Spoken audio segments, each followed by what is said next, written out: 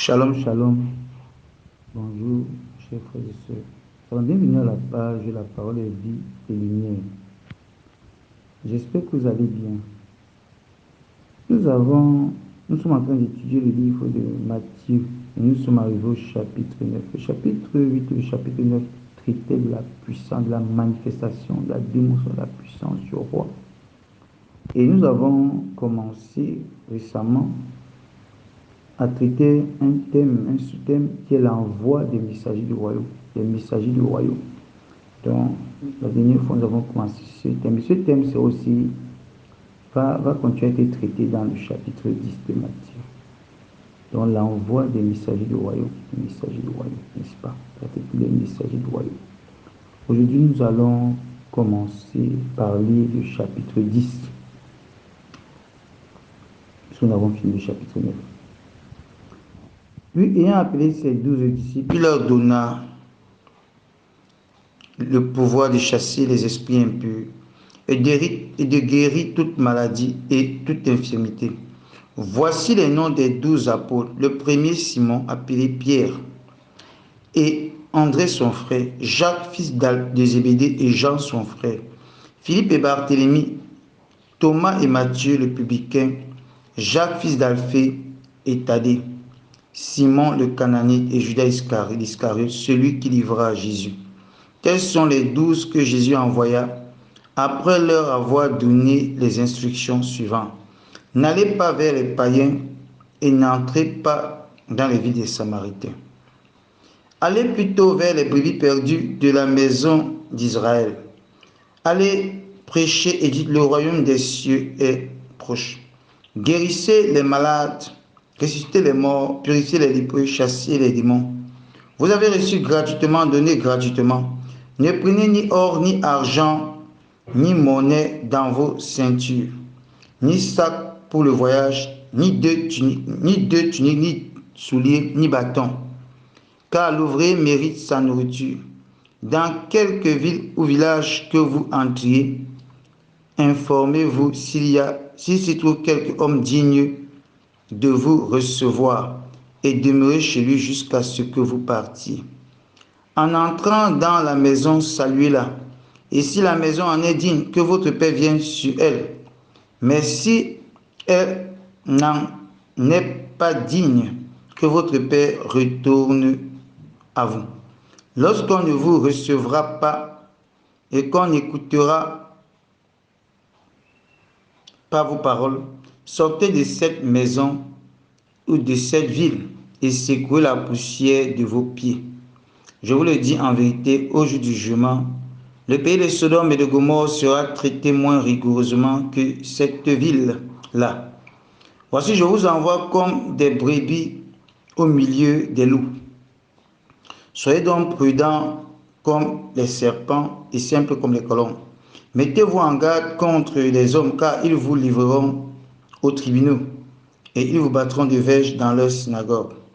Vous serez menés à cause de moi devant des gouverneurs et devant des rois pour servir de témoignage à eux et aux païens. Mais quand on vous livrera, ne vous inquiétez ni de la manière dont vous parlerez, ni de ce que vous direz. Ce que vous aurez à dire vous sera donné à l'heure même, car ce n'est pas vous qui parlerez, c'est l'Esprit de votre Père qui parlera en vous. Le frère livrera son frère à la mort et le père son enfant. Les enfants se soulèveront contre leurs parents et les feront mourir. Vous serez haïs de tous à cause de mon nom, mais celui qui persévérera jusqu'à la fin sera sauvé. Quand on vous persécutera dans une ville, fuyez dans une autre. Je vous le dis en vérité, vous n'aurez pas achevé de parcourir les villes d'Israël que le Fils de l'homme sera venu. Le disciple n'est pas plus que le maître, ni le serviteur plus que son Seigneur. Il suffit au disciple d'être traité comme son maître et au serviteur comme son Seigneur. S'ils ont appelé le maître de la maison Belzébul, à combien plus forte raison appelleront-ils les gens de sa maison?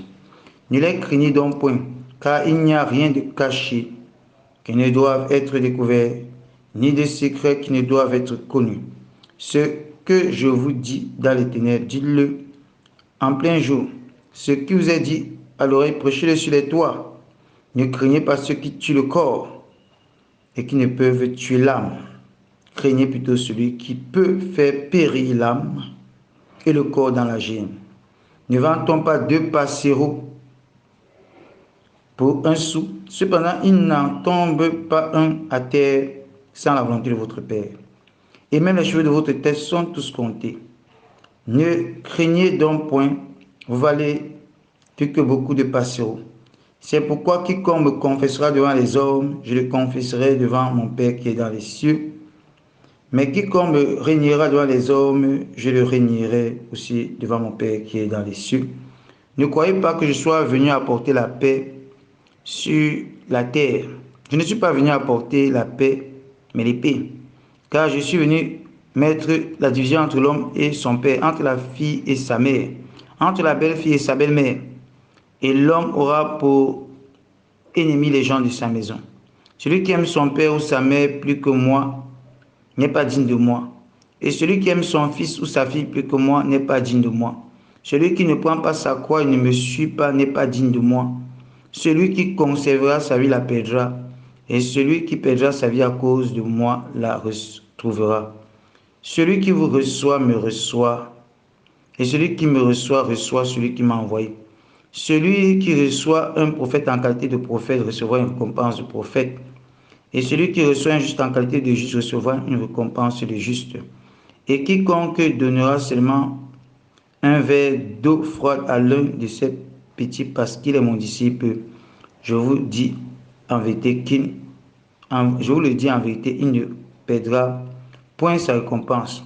Chapitre 11, verset 1. Lorsque Jésus a achevé de donner ses instructions à ses 12 disciples, il partit de là pour enseigner et prêcher dans les villes du pays. Amen. Donc voici le texte de manière générale.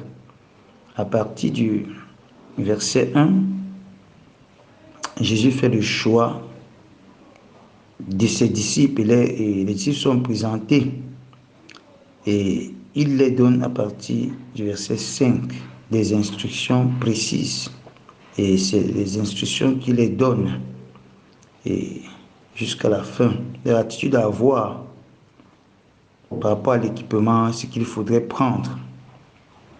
Et puis le verset 16, il les donne plutôt des conseils aussi, l'attitude à avoir dans la mission.